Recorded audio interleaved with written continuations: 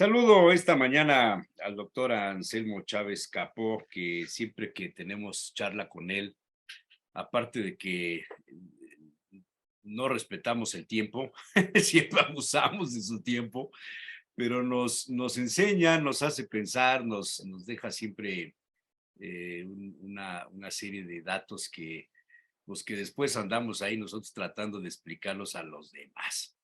Doctor, muchas gracias, buenos días. Estamos a tus órdenes, mi estimado. Aquí listos Según, para la acción. según el Banco de México, aumenta a 7.8% la expectativa de inflación para el cierre del 2022.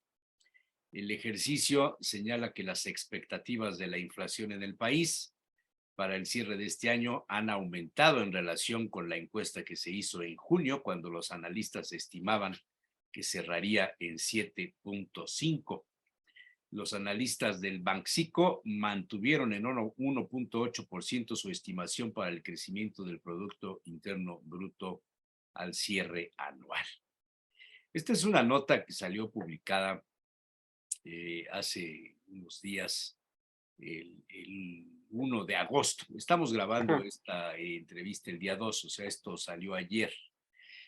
Esto junto a otro asunto que me parece que nos ubicará mucho, te lo voy a poner para que lo veas igual que el público que nos hace el favor de seguir. Eh, Esto me hizo pensar hoy en la mañana cuando vi esta nota y la subimos a nuestro portal. Impacta a 60.8% de hogares inseguridad alimentaria. Ojo, no estamos hablando de la inseguridad derivada del crimen organizado. no, no, no, Salto, no. no, no. Inseguridad alimentaria. El estudio del INSP alza en casos graves y moderados entre 2020 y 2021. Este cuadro es significativo. Preocupa acceso a comida. De acuerdo con datos de la Encuesta Nacional de Salud y Nutrición, 6 de cada 10 mexicanos, 6 de cada 10 mexicanos experimentó un nivel de inseguridad alimentaria. Las cifras en porcentajes.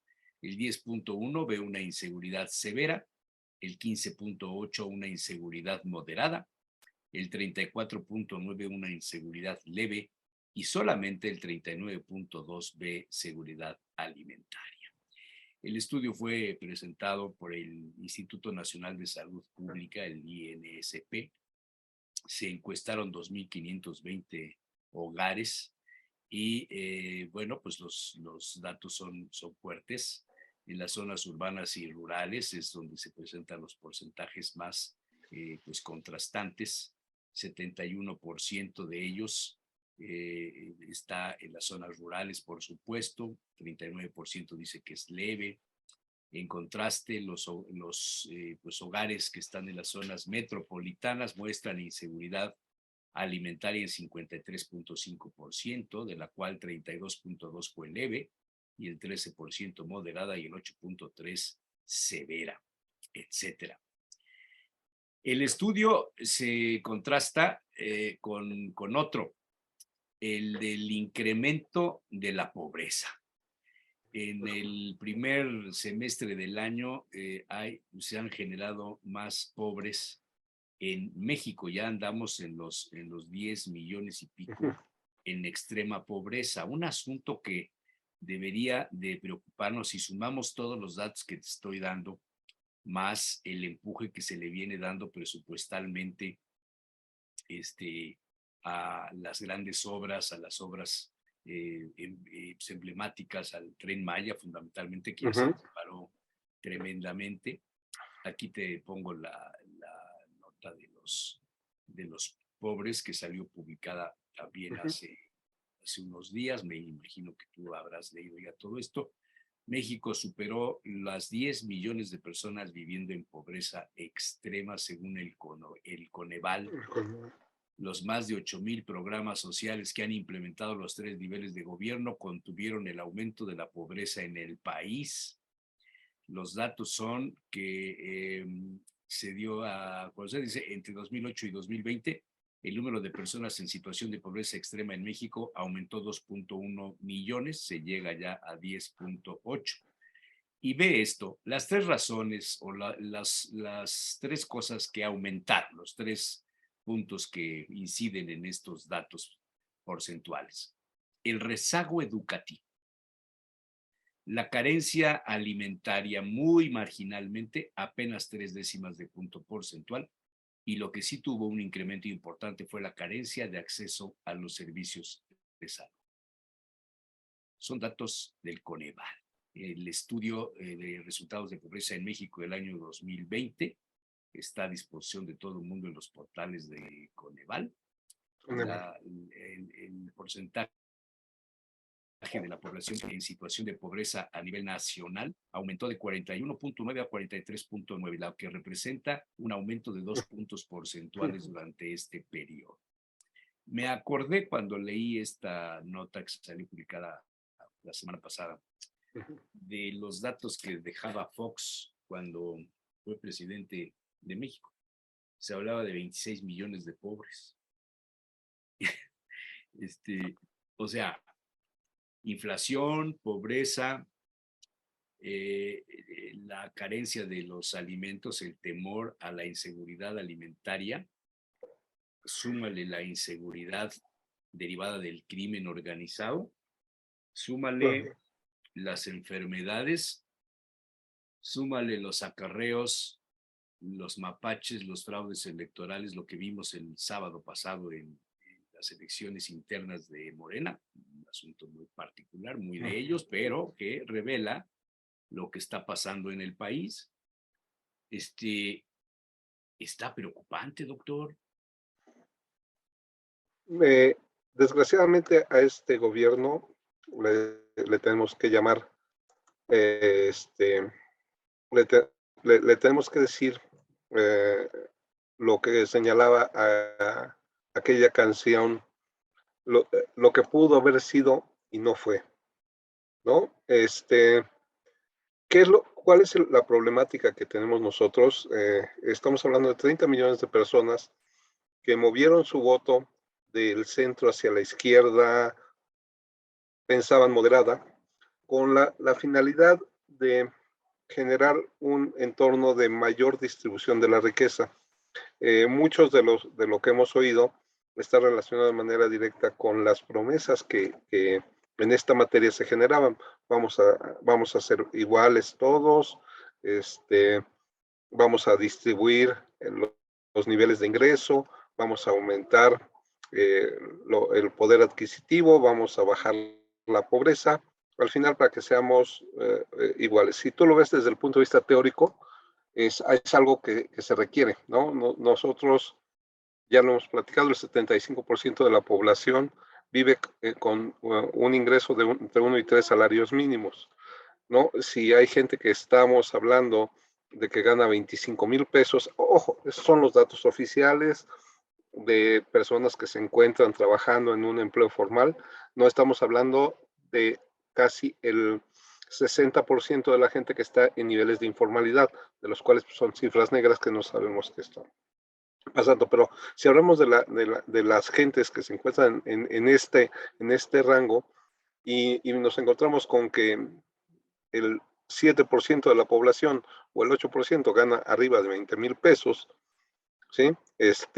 Bueno, entre 20 y me parece que es 45,000 pesos.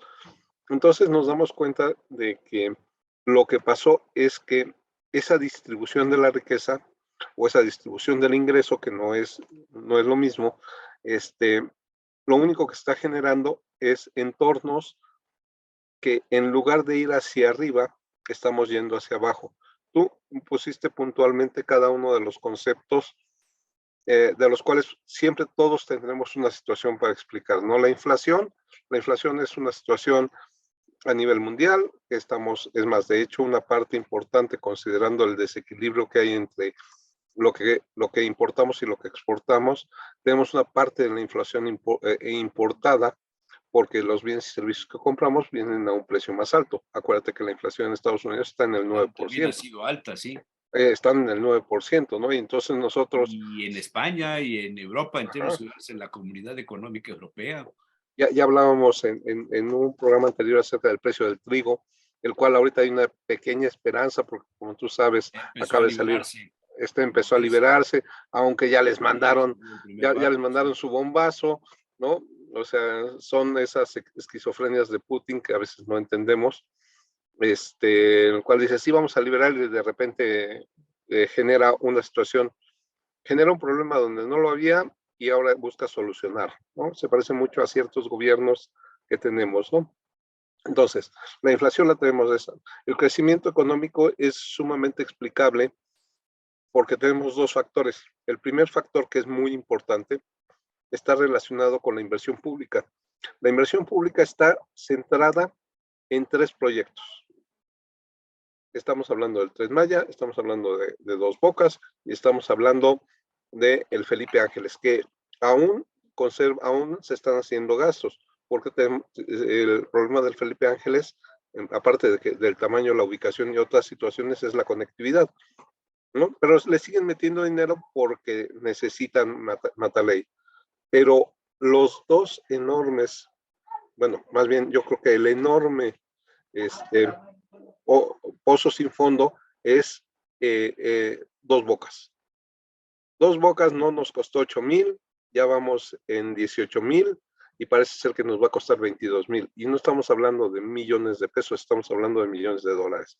Ese dinero debería estar repartido en otro tipo de infraestructura, la infraestructura que se requiere para llevarle agua a Monterrey, para jalar agua que se tiene en el sur hacia el norte, donde hay situaciones de sequía, administración y generación de infraestructura para comunicación.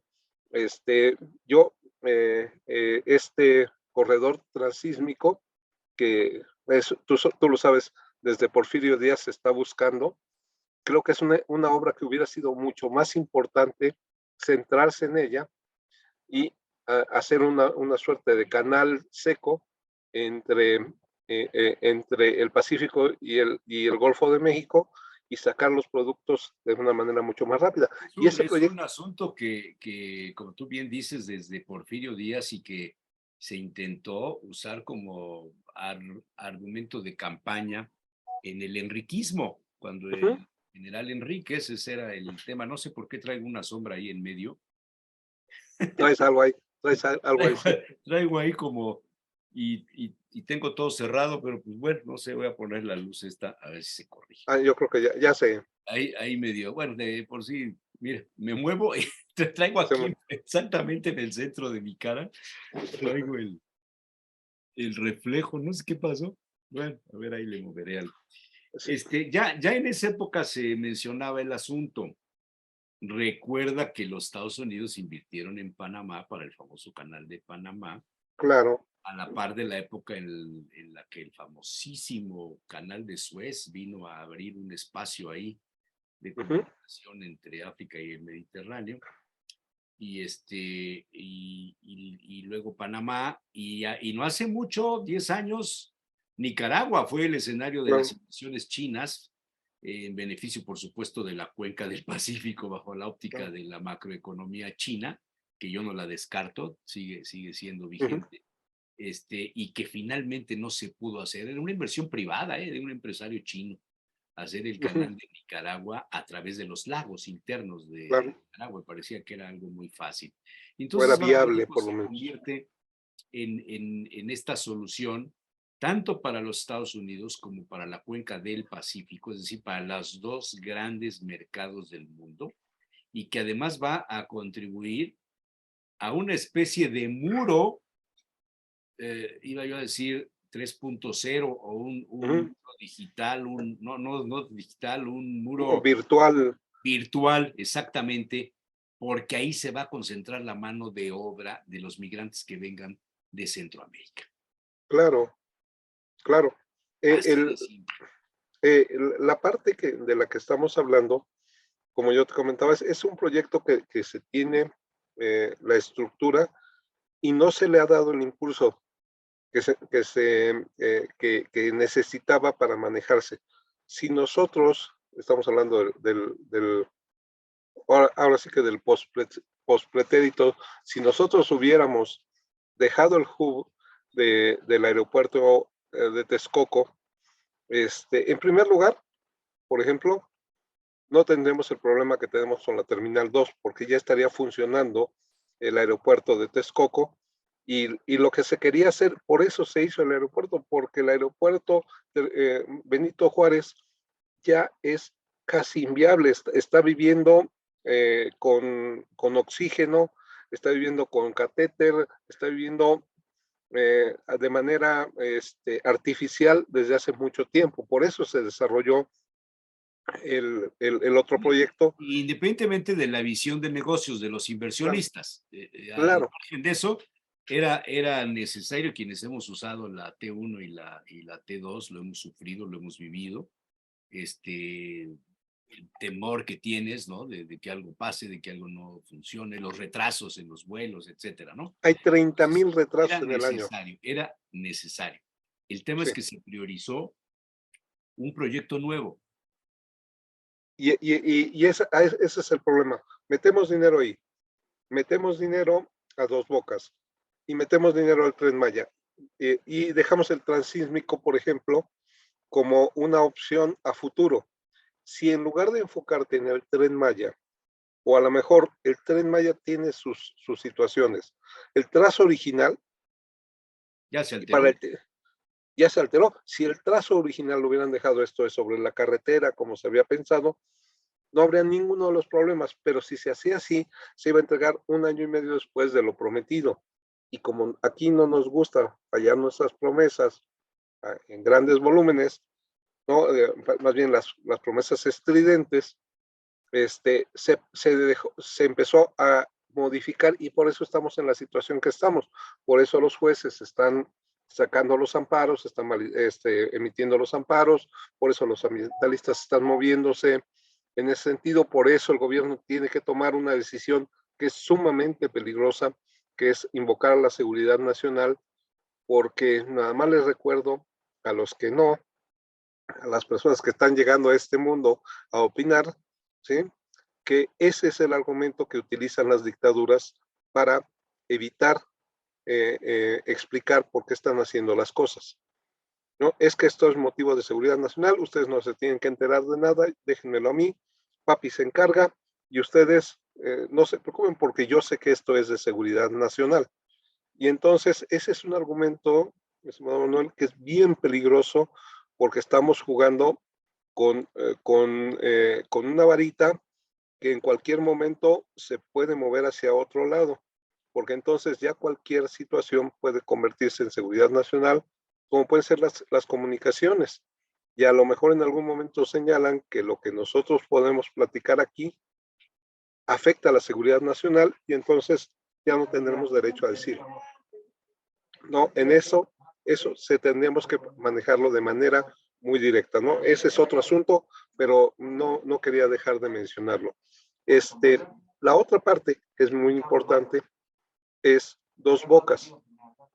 Yo siempre he pensado que si en lugar de ponernos a hacer una refinería donde se va a inundar cada 4 o 5 veces, o durante 5 o 6 veces en el año, nos hubiéramos puesto a recuperar las refinerías que tenemos, probablemente hubiera sido una opción distinta y nos hubiera quedado dinero para hacer inversión pública, porque ese es el otro aspecto.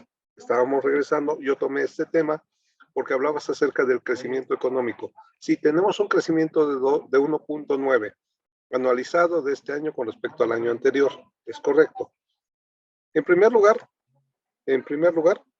la parte más importante es que si nosotros vemos lo que dejó de crecer el Producto Interno Bruto, apenas estamos acercándonos en este momento a como estábamos, no en 2020, en 2019. ¿Sí? Entonces, todavía ese crecimiento apenas nos está regresando un poquito a la actividad económica. Entonces, ¿por qué no hay crecimiento económico? Porque el inversionista cuando tiene su dinero y ve que el presidente de la República dice que lo que firmó, pues lo firmó pero realmente no es lo que debería ser, y por eso nos vamos a ir a una controversia para, para ver los puntos finos del TEMEC. ¿Sabes qué va a ser el inversionista? Si ya me la hicieron una vez, en donde yo llegué con unas reglas y me dijeron que a mí no me salgan con que la ley es la ley, eso está mal, y te cambian las reglas del juego, ¿con qué confianza un inversionista puede hacer? Porque lo hicieron ahorita en la industria eléctrica. Se van a mover a lo de los energéticos. Y luego, ¿quién te dice que no se van a mover a la industria del comercio? O se van a meter a la industria ¿cómo se llama? Del turismo, de la hospitalidad. Y ahí es donde está la problemática. Tú dices, tú puedes comentar o podemos comentar, oye, es que esto eh, realmente es enfocado porque es el espíritu nacionalista de esta administración. Sí, pero el espíritu nacionalista puede irse hacia cualquier lado. Y entonces, ¿para qué necesitamos en este momento que vengan turistas de Europa o turistas de Estados Unidos o de Canadá? Sí podemos hacer turismo regional, ¿no? Y entonces, los que tienen que conocer y vivir la riqueza de nuestro país son los consumidores mexicanos, que eso no está mal. O sea, tiene que haber opciones para las personas. Pero yo tengo un salario que no me permitiría pagar una noche de 4,000 pesos en un centro recreacional en Playa del Carmen, por ejemplo, o en la Riviera Maya, ¿sí? Y Estás hay gente que yéndote sí. muy abajo, Sí, sí, estoy yéndome a lo mejor a un fiesta americana, perdón, a un bueno, nivel verdaderamente barato. Yo conozco gente, yo no conozco ni Cancún, ni Playa del no, Carmen, ni nada de eso. No, no soy de mar, no soy de agua. Jesús caminó sobre las aguas, quiere decir que no hay que meterse en ellas. exactamente, exactamente, Salvo para ¿para qué le andamos? bañarte, salvo para bañarte, ¿no? Y eso porque sabes que está el hueco, Y porque está el hueco. por donde se va el agua. Pero, o sea, yo no soy de agua, no Y, soy de playas ni nada de esas cosas. Pero conozco amigos que les encanta esto de los hoteles de lujo y tienen posibilidades para hacerlo. Me han hablado de hoteles que la noche vale más de 10,000 pesos. En entonces, ajá, Playa del Carmen, en esas, más de 10,000 pesos. O no, sea, no, no puede ir Juan Pueblo, no puede ir el pueblo bueno y sabio. no, entonces los acercamos, se los acercamos que no vengan los turistas para que cualquiera de nosotros pueda tener acceso. Y entonces esas personas que están trabajando allá, que reciben recursos del extranjero, que son tan importantes, acuérdate que es el tercer motor de la economía mexicana, el turismo, ¿no? Entonces, eh, ya no vamos a hacer eso. ¿Qué vamos a hacer entonces con toda la gente que está viviendo en San Miguel de Allende? ¿No? Todos los extranjeros están viviendo. ¿O qué vamos a hacer con las gentes que están en la colonia Roma, en este momento, en la colonia Condesa, que están comprando los departamentos? Y ¿qué vamos a hacer? ¿Los vamos a expulsar? ¿No? Simplemente porque lo que es de México es de los mexicanos. Famosa frase que se utiliza en otro contexto, pero esa es la problemática. Si tú al inversionista no le das la tranquilidad de decir, con estas reglas vas a jugar, y si te sales de las reglas, sí te voy a castigar. Eso es completamente válido. No te puedo decir, oye, tú llegaste con estas reglas y ¿qué crees? Y ya te Eh, las cambié. ¿Qué crees? Ahora Ya ya te las no. cambié. Por Acuérdate, seguridad nacional, por la ajá, soberanía.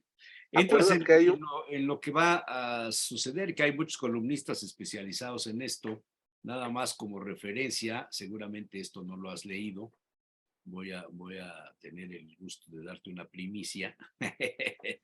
perfecto para que Seguramente bordemos esto, alrededor de esto no lo has leído, pero esto te hablará, te dará una orientación hacia dónde va el juicio.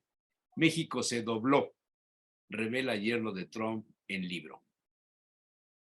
Sí, no Breaking sé, History, había oído White House Memo. había oído la frase de Trump cuando la señaló en uno, Sí, pero no pero había visto el libro. aquí narra el yerno que acaba de publicar el libro, aquí narra cómo fue el asunto. Dice, nuestra relación va a ser muy simple. Pongan atención a estos datos. Si suben, vamos a tener problemas. Si bajan, tendrán un increíble socio aquí que les ayudará con cualquier prioridad que tengan, dijo Pompeo a Ebrard en la cena, según cita Kushner. Según el libro, López Obrador accedió al pacto luego de que Kushner le advirtiera en una cena del 19 de marzo de 2019 que Trump podría tomar represalias. Cita: hice un viaje de 12 horas a la Ciudad de México para darle mi mensaje directamente a AMLO. Si México no actuaba de inmediato para reducir los cruces fronterizos ilegales, todas las apuestas estaban canceladas, incluido el TEMEC, dice Kushner. Pero los arrestos en la frontera llegaron a un máximo mensual en mayo, con más de 133,000 migrantes detenidos, tras lo que Trump decidió anunciar en Twitter a finales de mayo que implementaría aranceles a las importaciones mexicanas. El canciller mexicano viajó a Washington para explicar las medidas que México podría para contener la migración irregular y detener la amenaza de aranceles, incluyendo el despliegue de más de 25,000 elementos militares. Tu truco funcionó, le dije a Trump. El canciller me mostró sus cartas. México se doblará, escribe Kushner en el libro. Hay Esto que es... comprar el libro, ¿eh? Ah, no, el libro hay que comprarlo. Pero esto, ¿estás de acuerdo que es un momentum electoral en Estados No Unidos? importa, pero son realidades de lo que no te dicen de lo que está pasando. Fíjate que yo quería traerte al análisis. No sé si te acordarás que hace muchos años, cuando la Volkswagen entraba en huelga, o había las amenazas de huelga o algo así, Paco Soroa, que era el encargado de relaciones públicas, institucionales, relaciones con los medios, etcétera, soltaba una frase que a todo mundo hacía temblar. Si a Volkswagen le da gripa, a la economía poblana le va a dar pulmonía. Esta frase tiene su origen realmente en las relaciones comerciales entre los Estados Unidos y México. Tú Claro. sabes que en los Estados Unidos técnicamente se habla de que han entrado en recesión. Se dice que ya los Estados Unidos están en una recesión, aunque la definición, según he leído, es una disminución generalizada de la producción, las ventas y pues el empleo. No se cumple todavía toda esta condición, pero técnicamente se habla de que los Estados Unidos van en recesión. Si esto fuera cierto, si a los Estados Unidos le da gripa, a México sí le daría pulmonía. O sea, eh, ¿hasta cuándo podrán soportar los Estados Unidos estas caídas económicas y hasta cuándo los mexicanos las podremos soportar sin que nos arrastre? Porque pudiera presentarse un riesgo de una crisis financiera generalizada entre los dos países. Es un asunto que quizá debería en este momento estar sobre la mesa y no tanto si los neoliberales y los conservadores y los fifís y todo lo que nos tienen acostumbrados todos los días.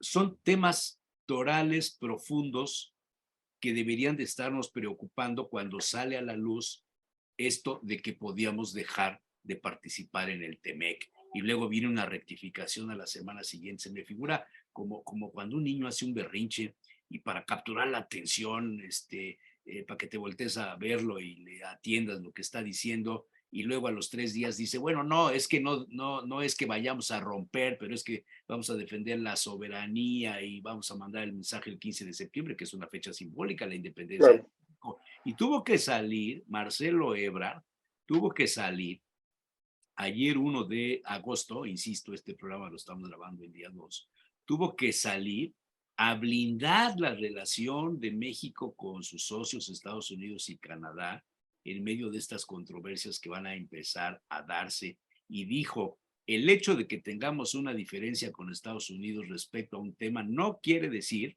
que se va a colapsar la relación bilateral ni que vamos a dejar de estar en el tratado.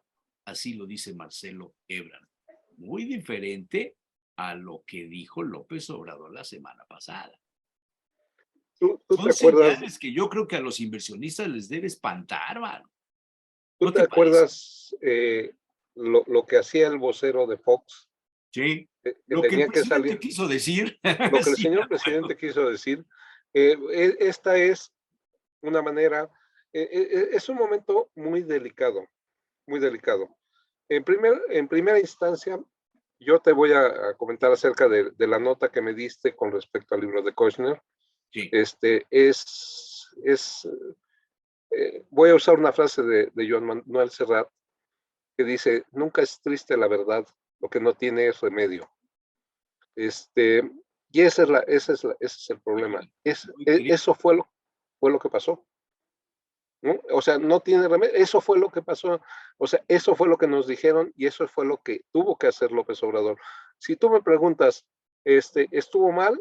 Yo te diría, con la finalidad de solventar el problema que representa la inmigración y con lo que representa la firma del TEMEC, pues entonces parece ser, siendo pragmático, ojo, y algunos de nuestros radioescuchas o de nuestros, las personas que nos ven van a pensar que soy muy radical o demasiado acomodaticio, la decisión fue la correcta, ¿no? Vamos a poner esto porque voy a firmar el TEMEC. Ahora te pregunto, 3 años después, considerando el bluff de Trump, porque se lo está diciendo Kushner, funcionó tu bluff, ¿no? Sales y resulta con que todo lo que tú defendiste durante ese momento, ahora lo vas a echar a perder porque te quieres salir del TEMEC. Entonces, si realmente te querías salir del TEMEC... realmente que López Obrador quiera salirse del TEMEC? Es que esto sería un acto suicida, sería como un harakiri, dirían los japoneses. Es un balazo en el pie. Es un balazo en el pie. Por eso te digo, si realmente él hubiera tenido la intención de deshacer el convenio comercial, simplemente le decía, pues échale los aranceles, maestro. Por mí no hay problema, yo no voy a hacer nada. ¿No? Y hubiera dejado que todo corriera. 3 años después dice, no, entonces sí me voy a salir. Eso lo dejaría muchísimo más mal parado que la situación original, ¿no? Don Miguel, ¿cómo estamos? Miguel. Un gusto saludarlo. Buenos días. Buenos días. Sí. Estaba conectándome. Excelente. Entonces, esa situación es la esquizofrenia que a veces tiene este gobierno, ¿no? Si realmente no lo querías, entonces, ¿para qué dejaste pasar? Y ahora estás defendiendo la soberanía nacional. Yo creo que en este momento lo último, como te lo comentaba, que se tenía que hacer es invocar la seguridad nacional. Ahorita hay que ser pragmáticos.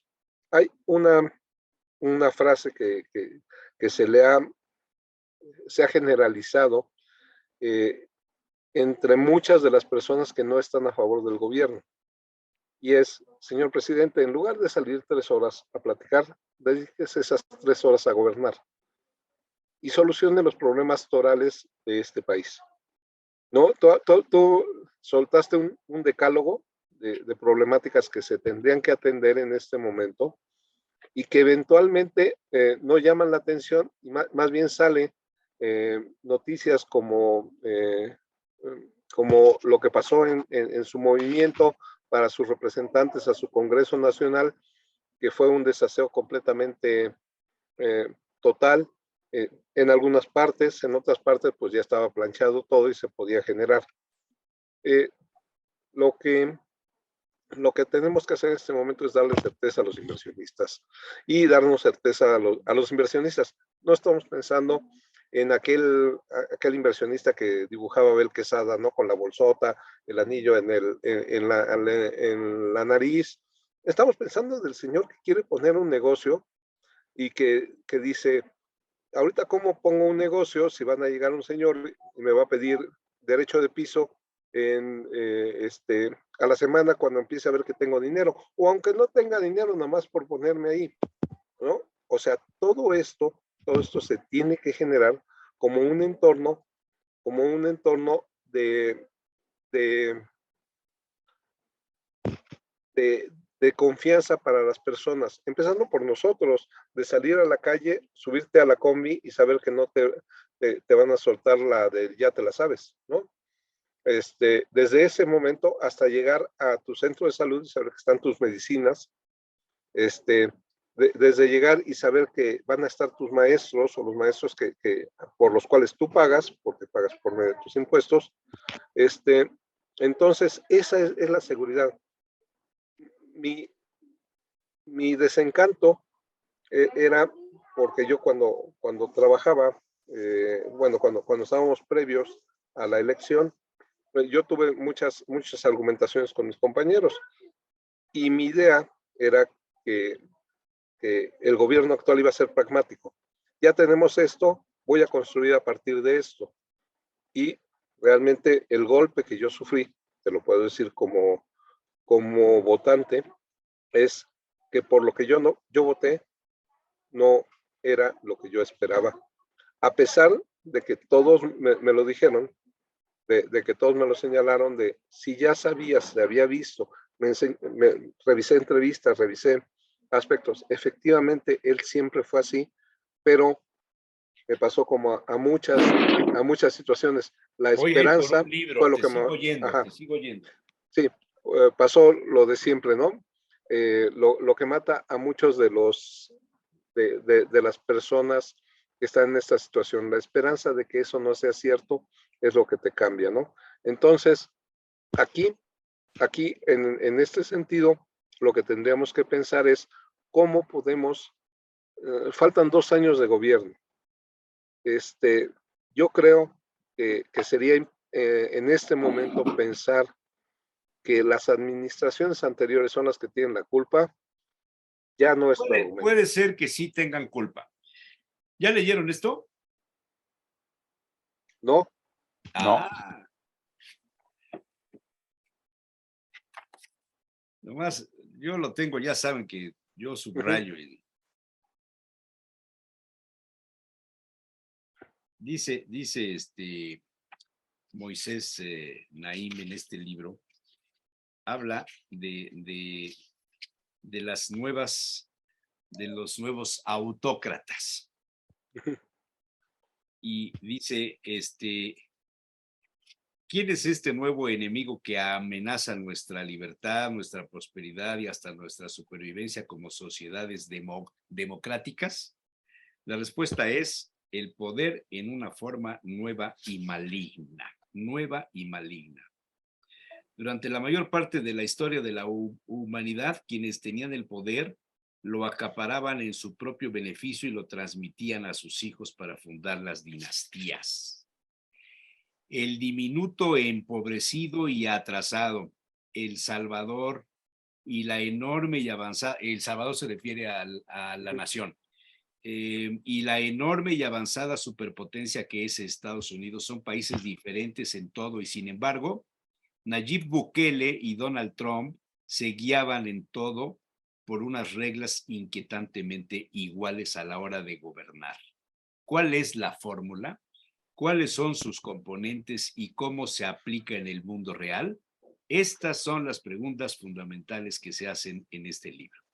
En mi opinión, dice Moisés Naim, la fórmula puede resumirse en 3 palabras. Aquí está la respuesta, doctor Miguel. Populismo, polarización y posverdad. La llamamos las 3 P's y quienes utilizan estas herramientas son los autócratas 3P.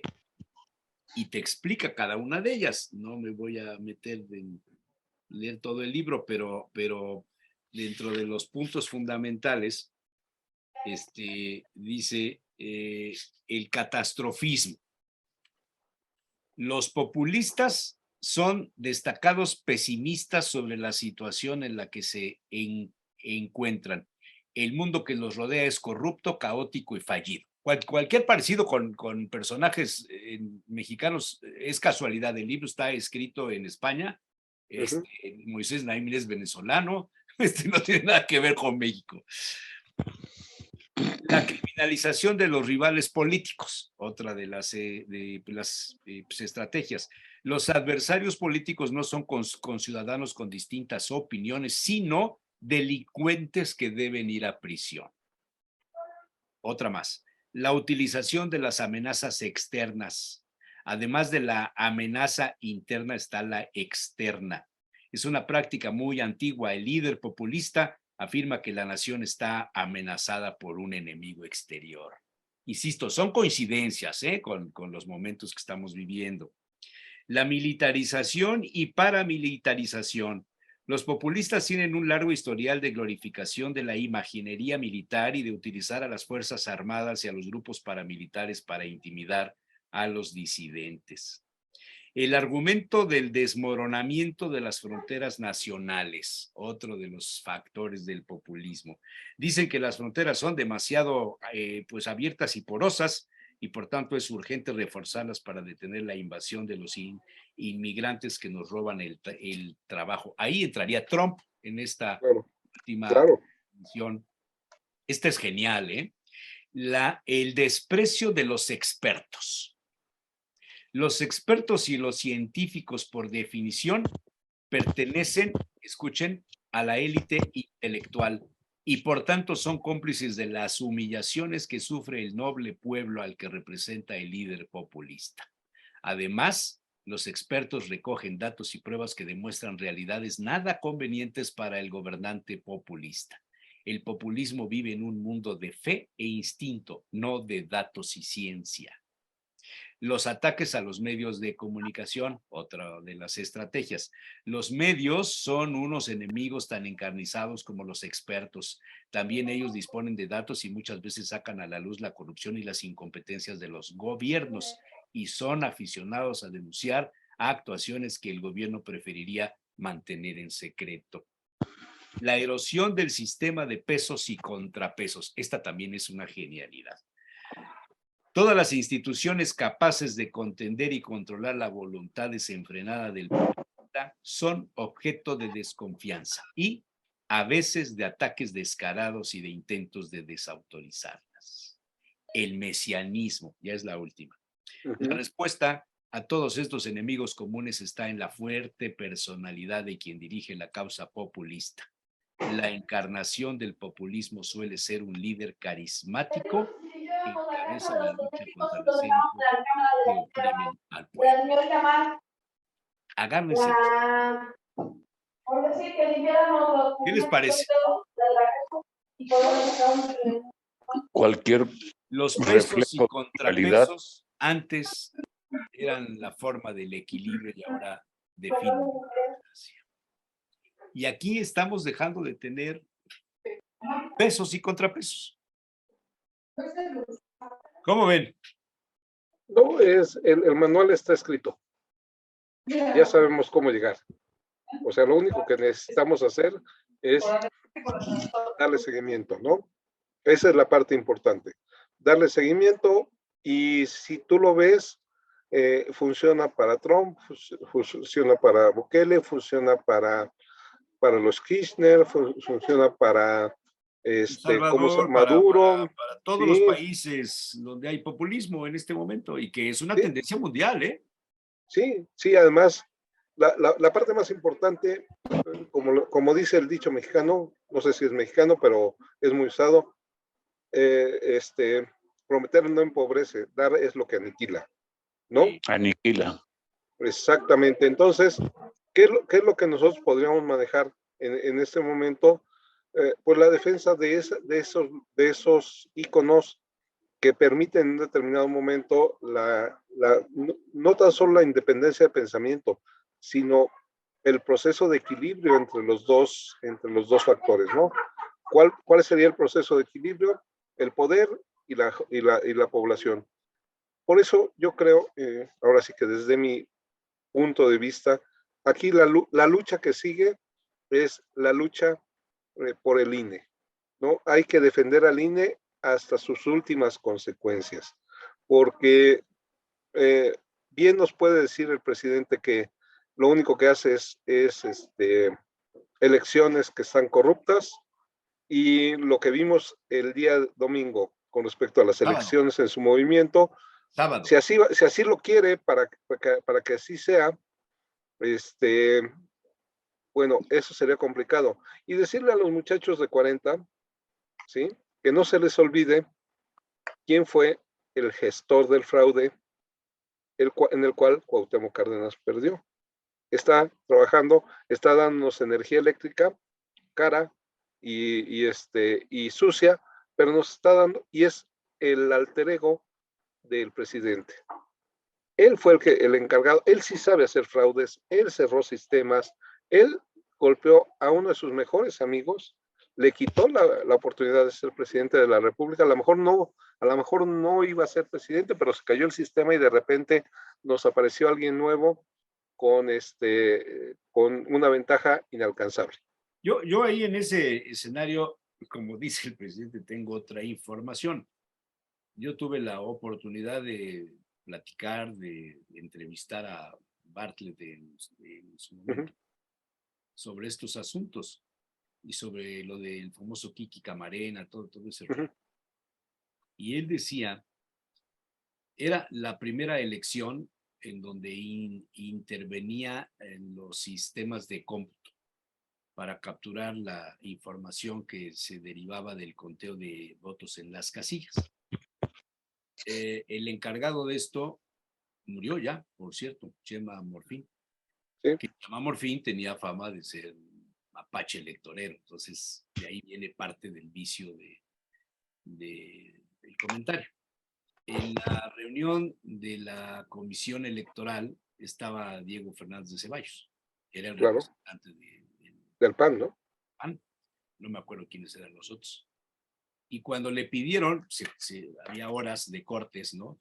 Ya en la noche, le piden los datos de los resultados hasta ese momento y entonces Bartlett le pide los datos a Chema Morfín y Chema Morfín le dice, no tengo resultados todavía. ¿Por qué? La frase del sistema se cayó el sistema es una frase que se usa mucho en sistemas de computación. Sí, de cómputo. Es una frase, no el sistema. No, se cayó el sistema. Chema argumentó que no se habían recibido todos los datos porque la gente no sabía manejar todavía el introducir la información en la computadora. O sea, me imagino que habrá habido alguna razón en esto y también sirvió de pretexto para otra cosa, ¿no? Claro. Pero bueno, el origen quizá haya sido ese. Y entonces Bartlett les dice a los de la comisión, pues es que no hay información, todavía no hay información. Y Diego Fernández de Ceballos es el que pronuncia la frase y le dice, Manuel, entonces se cayó el sistema. Y esa frase se acuñó y no hay manera de quitarla de la historia de Bartlett. Pero así sucedió, güey. El tema es que Bartlett en aquella época era el secretario de Gobernación y la Comisión Federal Electoral dependía de la Secretaría de Gobernación y el secretario de Gobernación tenía un jefe que se llamaba Miguel de la Madrid y Miguel de la Madrid respondía a los intereses de un partido político que era el PRI y que tenían la misión, a como diera lugar, de que no llegara Cuauhtémoc Cárdenas ni ninguno otro. Esto es correcto. Entonces, como que así en el escenario, es interesante. Porque regresaríamos al mismo estatus. La problemática es que regresaríamos al mismo estatus. Aunque sea un hombre elegido. Estamos en él. Sí. Esto es como el gatopardismo. Sí, cambiamos todo para que nada cambie, ¿verdad? Así es, doctor. Bueno, hijo, ya te quité una hora.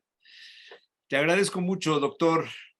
Estamos a tus órdenes, mi estimado. Una disculpa que nos fuimos por todos lados. Parecíamos fuegos artificiales. Mejor. Estuvo salpicado de todo. Nos fuimos como fuegos artificiales por todos lados, pero parece ser que iluminamos nuestros mutuos conocimientos. Mejor. Ya tengo 2 libros para leer.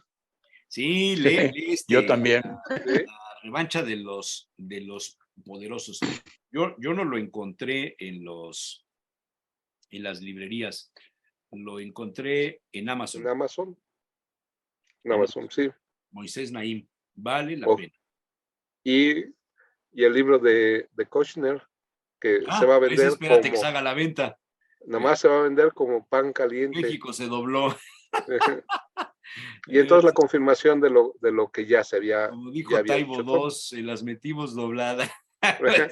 Pues para que veas que eso se llama karma en el mundo virtual. Bueno, doctor, muchas gracias, muy amable, buen día. Estamos a tus órdenes, mi estimado. Un abrazo para todos, don Miguel. Gracias. Un gusto saludarlo. Gracias. Don Jesús, Igualmente. estamos a sus órdenes. Gracias. Y muy buenos días. Buenos días, doctor. Buenos días. Escapó de la UPAE. Mi querido Miguel, fíjate que aprovechando lo que estaba diciendo el doctor Chávez Capo, yo no sé si tú fuiste a votar el sábado, si estás afiliada a Morena. Yo. Pero yo no sé si a ti te interese lo que pasó, si te afecte, si te deje un mal sabor de boca, si dices, pues es un asunto de ellos, es interno. Los partidos políticos pues tienen su vida interna. Es una especie de club privado donde la gente llega, se organiza. Es como si me dices qué pasó en la elección de la Beneficencia o del Club Rotario o del Parque España o de Club de Leones o no sé si haya Club O el CCE. O el CCE o la Cámara de Comercio. Pues son cosas internas de ellos que ellos sabrán cómo se manejan, tienen sus estatutos, tienen su comportamiento, tienen sus marrullerías o sus democracias o como le quieras llamar. Pero leí una columna este martes por la mañana que te la quiero compartir, no toda porque es larga, pero te la quiero compartir en primera instancia. Se trata de lo que escribe Leo Zuckerman. Leo Zuckerman es un analista muy puntiagudo, además representa a la comunidad judía en muchos de sus aspectos. Dice él, entre otras cosas, que sin duda Morena es hoy el partido más fuerte de México y el favorito para ganar las elecciones presidenciales. Dice, por eso era tan importante la elección del fin de semana pasado. Y ya vimos qué pasó, dice Zuckerman.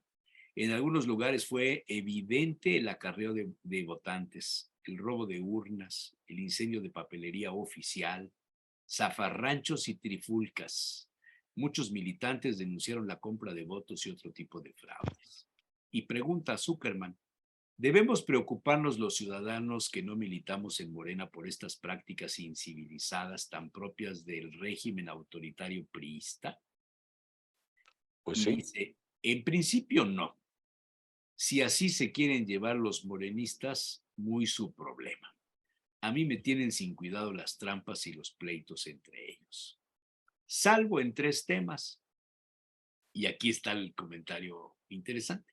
Salvo en 3 temas. Primero, el uso de recursos públicos para actividades partidistas.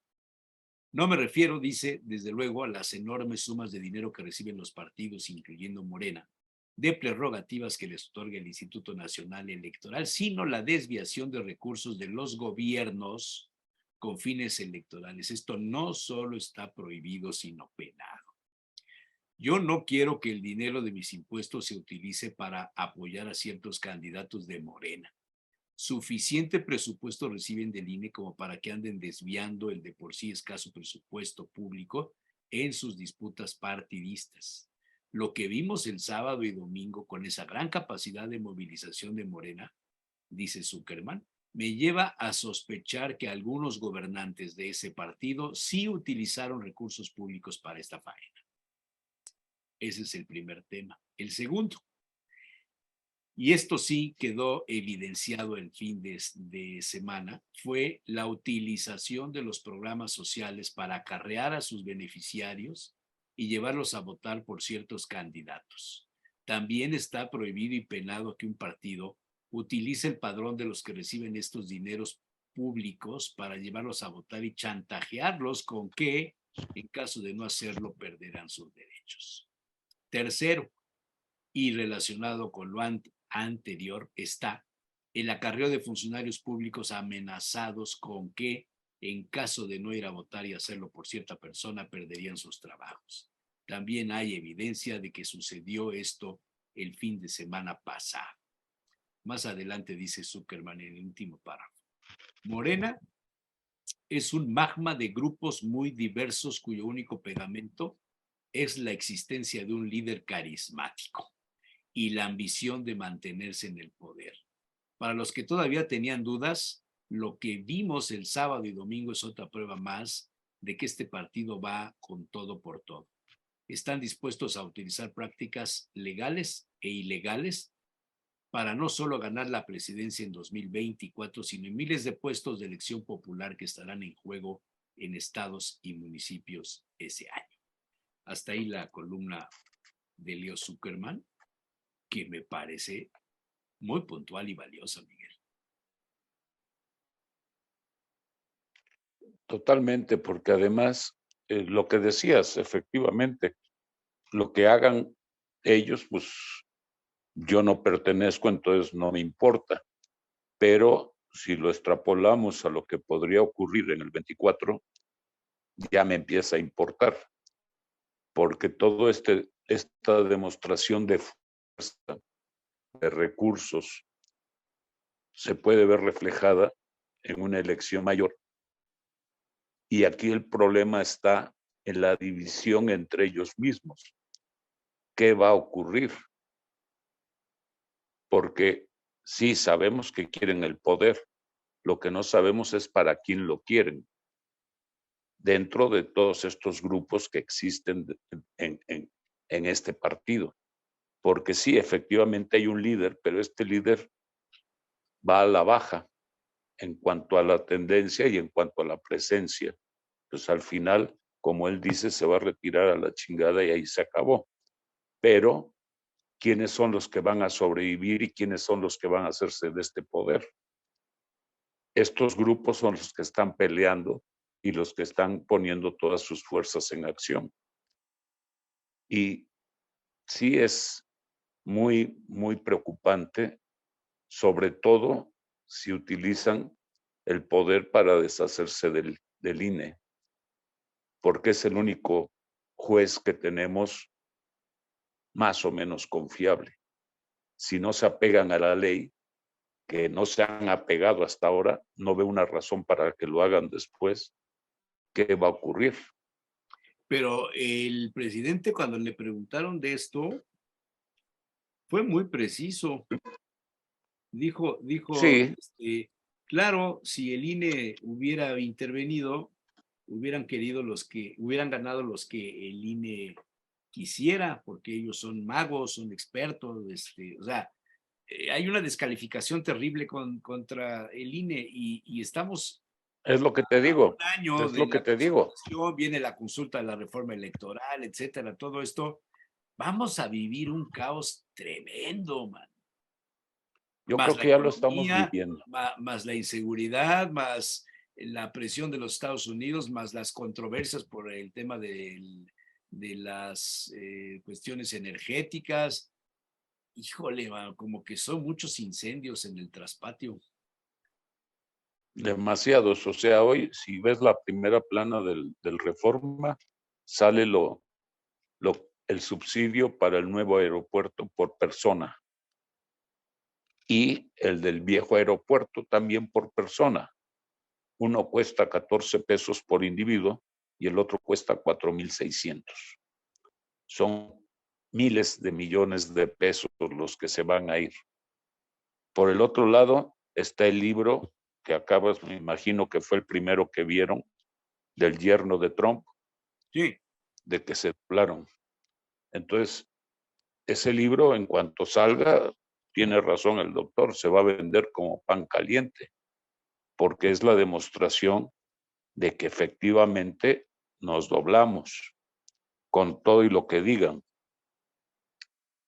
El de Naín, bueno, pues Naín ya sabemos, o sea, él viene de un sistema que ya pasó por esto y entonces tiene la experiencia en vivo y a todo color. Y bueno, pero él durante sus últimos años ha estado más dedicado a la academia, ha vivido en Estados Unidos, Sí, fue el director durante muchos años de la revista Foreign Affairs, etcétera. Ahí está dice Reforma la diferencia abismal. A veces Reforma también exagera un poco en sus sí, criterios. pero mira, el Subsidio dividir por no pasajero, es, 16 pesos. Subsidio por pasajero en el AIFA, 4,705 pesos. Caray, no, pues Sí Es te una simple espanta, man. división. Sí Es una simple división, ahí no hay para ocultar datos, o sea, es algo real. Por el otro lado, hubo una declaración hoy, creo que fue hoy, del secretario de Hacienda, donde prácticamente dice que va a ser imposible bajar la inflación este año del 10%. Entonces, caray, todo lo que se organizó hace 4 o 5 meses para abatir la inflación, Y el el que pacto tengamos el peso famoso que no sirvió exactamente, para nada, ¿no? pues por lo que se ve, no, porque si ya nos están anticipando que para fin de año sí vamos a andar con 2 cifras de inflación, híjole, ¿qué me importa si crecimos el 1% este trimestre? Se lo come la Si al inflación. final, exactamente, pero no se lo come, se lo devora. Entonces, caray, es mucha incertidumbre por todos lados. El tema de la seguridad, el tema del narco, la ahorita que estaban hablando de la caída del sistema, ¿cuántas notas no hubo alrededor de que los narcos fueron los que llevaron a los votantes y a decirles por quién tenían que votar? Bien organizados, porque ahorita también llevaron votantes, pero en las entrevistas que yo vi de algunos periodistas con la gente que iba a votar, no sabía ni para qué estaba ahí, sabía que estaba para votar, pero no sabía ni por Llevaban quién. escrito en la mano, por ahí hay algunas fotografías, Sí, en la mano el nombre de la persona. entonces O sea, ni siquiera los conocían, ¿no? Y sí, ni sí. siquiera saben quiénes son, o sea, es Y que es increíble. fue verdaderamente de la prehistoria, de la democracia. Bueno, es que no puede ser, o sea, yo no tengo palabras para decirlo a menos que empiece yo a soltar una letanía de vulgaridades, porque la verdad es que esto sí no tiene madre. Pues, Nunca mejor dicho. pues sí, Mejor dicho. es que es increíble, la verdad, no puedes entenderlo. La declaración hace 10 días de que el COVID ya estaba de salida otra vez porque estaban cayendo los datos. Por ahí hay otra nota donde dice que el 70% de los enfermos de COVID se atendieron en hospitales privados y Sí, que eso lo los que dijo se Gatell hicieron este pruebas, martes. Lo dijo Gatell, efectivamente. sí, entonces dices, ¿qué datos hay? Porque también dice que ni siquiera el 40 o el 50% de la población se hizo pruebas cuando sí se infectó más del 50% de la población. Entonces, hay mucha desinformación, mucho querer tapar el sol con un dedo. No entiendo. Ahora lo del Tren Maya, el juez al que están persiguiendo, otra vez volvió a soltar 2 amparos para detener definitivamente la obra, aunque sea de seguridad nacional.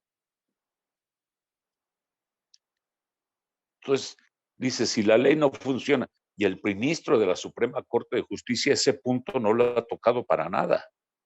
No se ha preocupado por defender a los que se supone que dependen de él, porque los jueces dependen de la Suprema Corte Y es un poder independiente. y es un poder teóricamente independiente. Y no ha habido una defensa de este juez que por lo menos está actuando con dignidad. Entonces, empiezas a sumar y a sumar y a sumar y dices, bueno, yo tengo que emigrar, cabrón. Aunque y me salió rima sin quererlo, pero es la realidad. Sobre todo Esto cuando ves la reacción. Hoy martes yo estuve viendo la mañanera un buen rato. Y pues otra vez las clases de historia y todo esto, y el presidente dijo, yo el último día de mi gobierno cancelo mi cuenta de Twitter, cancelo todas mis redes sociales, voy a mi rancho, voy a escribir un libro para explicar cómo funcionaba los gobiernos antes de la llegada de los españoles, dando a entender que los españoles son los que vinieron a corromper las formas de gobierno. No voy a recibir a ningún político, no voy a ir a ninguna reunión, no voy a dar consejos ni nada, me jubilo, digo. Sí, pero debe de ser la continuación del libro que le va a mandar a Biden para explicarle cómo está la situación, porque realmente las formas de gobierno antes de la conquista, pues eran lo que se supone que hemos rechazado siempre, por lo menos en México, aunque hayamos tenido 2 emperadores. Eran imperios, no eran democracias. Antes de la conquista eran imperios. Después de la conquista, bueno, ha habido 2 imperios también, porque creo que Iturbide se nombró emperador y después vino Maximiliano, ¿no? Pero de ahí en fuera, pues todo en teoría era una democracia más o menos disfrazada. Regresar a aquellos tiempos va a estar en China. Y desde luego los españoles son culpables.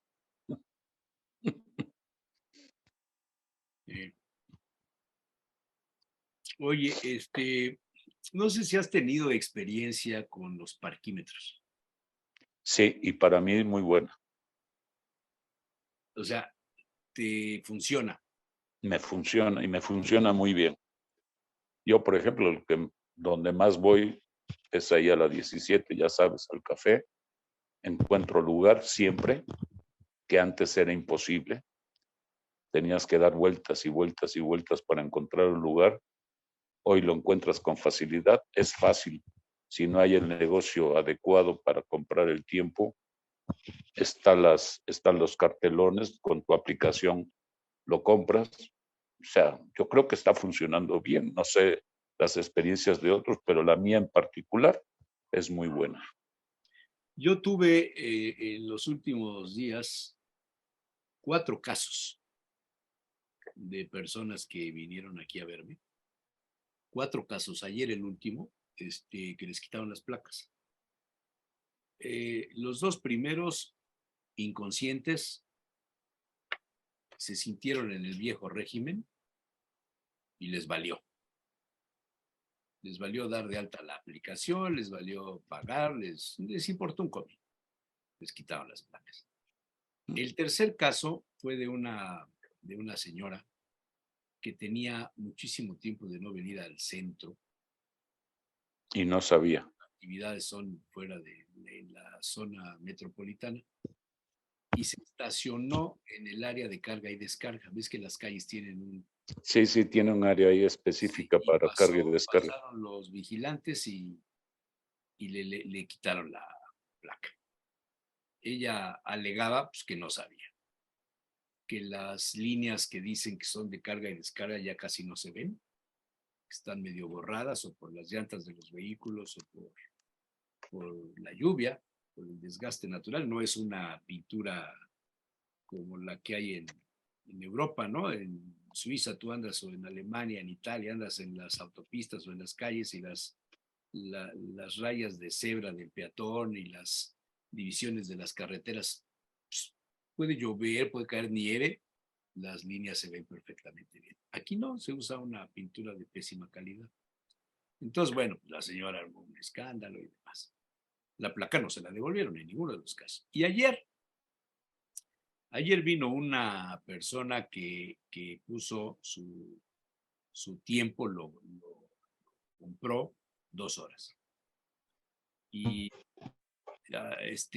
dijo 10 minutos antes, me quedan 10 minutos. Y yo, en buen plan, le dije, ¿por qué 2 horas? Tú hubieras pagado 3 horas, son 5 pesos y te da un margen, porque ya sabes que puedes pasarte 2 minutos, 5 minutos, 10 minutos. Y alguien dijo, no, hay 10 minutos de tolerancia. En teoría sí. En teoría, pero en el reglamento no dice eso. Ya lo busqué. Y en el reglamento no habla de los 10 de la tolerancia.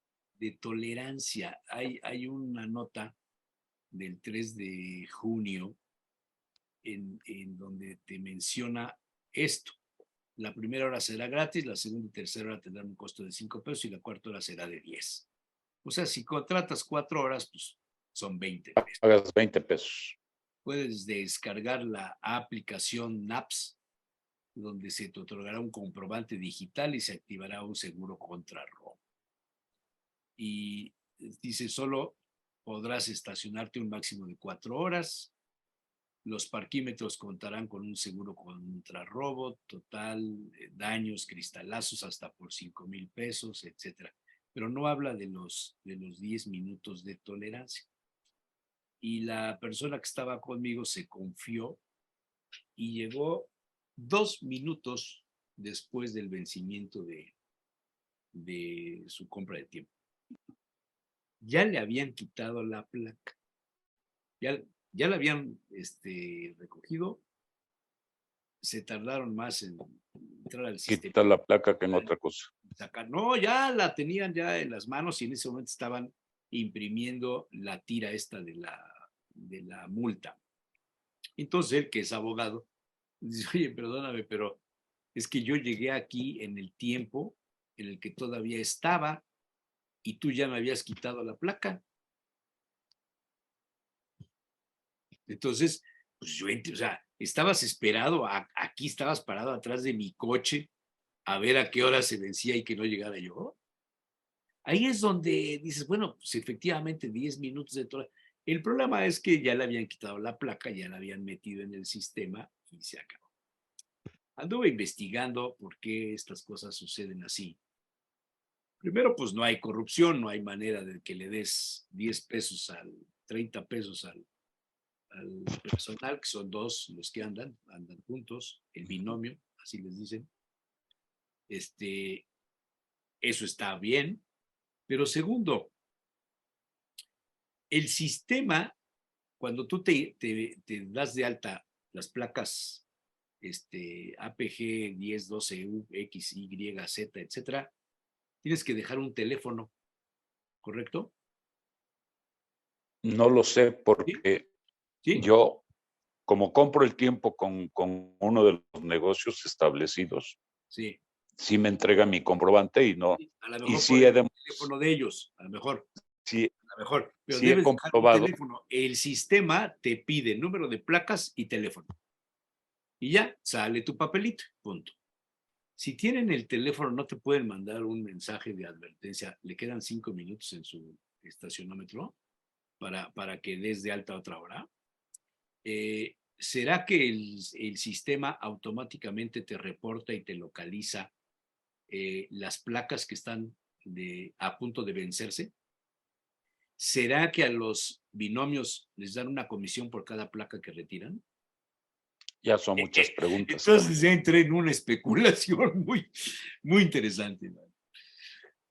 Yo entiendo que debe haber una tolerancia ¿No la cuando hay? llegas. ¿No? No la Cuando llegas, porque registras. efectivamente tienes que ir a registrarte o tienes que buscar el letrero donde está el logotipo de la aplicación y comprar o bajas tu la aplicación a tu teléfono y ahí la cargas a tu tarjeta de crédito y así funciona.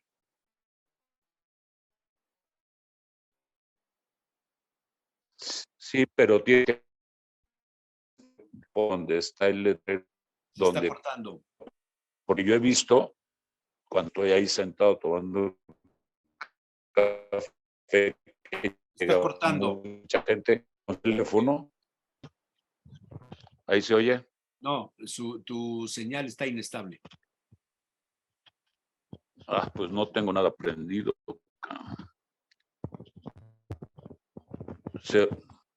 ¿Cómo está? Ahí mejor. Bueno, ok. Mejor. Te digo que yo he visto cómo con su teléfono escanean el logotipo que está ahí en el poste y con eso ya compran su tiempo aire. Yo lo hago en un negocio, yo llego y doy mis placas, o sea, y ahí me lo hacen. Hay muchas formas, pero me asombró que todavía hay gente que no lo sabe. Eso Bueno, me asombró, Sí, porque debería de saberlo, o sea, todas las calles Quiere decir que desde la no han 17 llegado a hacia la 12, los núcleos pues sociales. Y hay gente que usa el centro, que se amparó, que le dieron un permiso especial, que porque viven ahí, que porque tienen su negocio, etcétera. Y hay gente que tiene mucho tiempo de no venir al centro, o turistas que llegan y que pues, no saben. no saben. Sí, el turismo es fácil que no sepa, pero bueno, a mí me pasó la primera vez que fui a Cholula y me estacioné en la calle. Me costó trabajo encontrar el local donde me vendían el tiempo, porque no lo sabía yo. Pero sí, sí, tiene una explicación lógica para los que no hacen uso continuo de ir al centro. Sí, sí, sí, sí. Y luego que Debería tienes haber un que ir ahí poquito a la 4 más. Poniente y todo este rollo, y Sí, si pagas inmediatamente te hacen un descuento y todo eso. Pero otra cosa que me asombró, y esto no sé si tendrá jiribilla, es que cuando yo intervine ahí para preguntar qué estaba pasando con mi amigo que se enfrentó a ese problema, yo dije, oiga, pero ¿qué no debía haber un poquito de tolerancia? Pues no estamos hablando de media hora, pues son 2 minutos, 3 minutos. Y me dijo el responsable de levantar la multa, un señor ya de cierta edad, no, que hablaba muy mesurado, muy como sacerdote. Me dice, no, es que son las instrucciones que nos da Lalo Rivera. Y lo sentí, yo creo que eso es mentira. espérame, lo sentí como de mala leche, como de crear Un malestar. un malestar contra Lalo Rivera.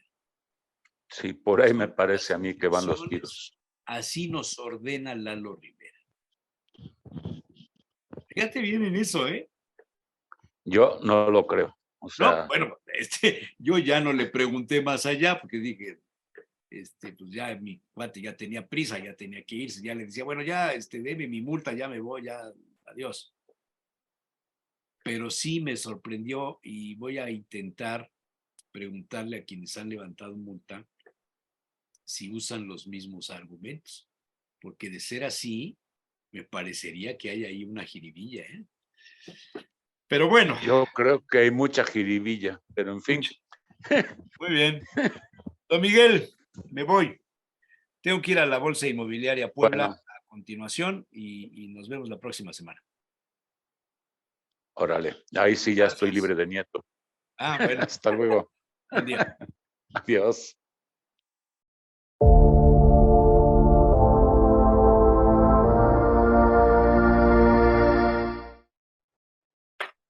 Como cada miércoles, la sección de la Bolsa Inmobiliaria Puebla, esta vez repite Karen Sánchez del Río con nosotros después de la semana pasada, de hablar de temas del centro histórico y demás. Y pues ahora no sé de qué vas a hablar, a ver. Buenos días. Hola, buenos días, ¿cómo estás? Muchas Bien, gracias Karen, por muchas el espacio. Pues sí, ¿verdad? Ya nadie se anima de platicar contigo de temas inmobiliarios, pero prometemos la próxima semana cambiar de plática. Pero bueno, esta semana se me ocurría poder platicar un poco de las ciudades, del tema de las ciudades.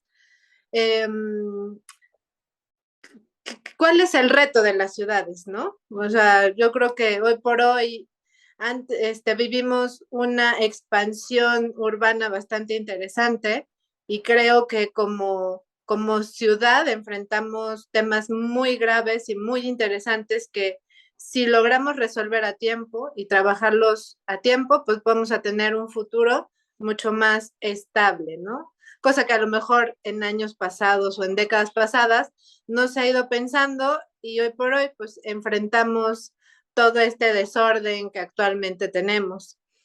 Yo leía hace poco en una revista sobre cuáles son las 10 ciudades más bonitas o más importantes para vivir y por desgracia no encontré ninguna, México, bueno, pues ni siquiera, pero ninguna latinoamericana, centroamericana, nada, ¿no? O sea, todo es Europa, Australia. Curiosamente no conozco o conozco muy poco sobre Australia, pero tiene 4 ciudades que son fabulosas para vivir. Un par de Estados Unidos y Canadá, ¿no? Y hacían una comparativa entre qué era mejor vivir, si Canadá o Australia, y Australia fue la que ganó. Entonces, pues me queda de reflexión pensar qué no estamos haciendo o qué debemos hacer para poder, por lo menos una ciudad, ya no pido un porcentaje de México, sino una ciudad, poderla competir con estas ciudades que hoy por hoy están en un ranking, ¿no? Para empezar, ellos evalúan la cantidad de servicios, de educación, de salud, de infraestructura que ofrece la ciudad para poderlo rankear como la mejor o la peor, ¿no? Y creo que en todo eso, pues estamos muy falto de todo, ¿no? O sea, seguridad cero. Creo que estamos en los mejores, pero de inseguridad. Y bueno, qué triste estar en ese tipo de, en el top 10 de esas ciudades. Pues servicios, trabajamos mucho en ello, pero todavía falta. Infraestructura, vemos nuestras calles cada día peor, llenas de baches.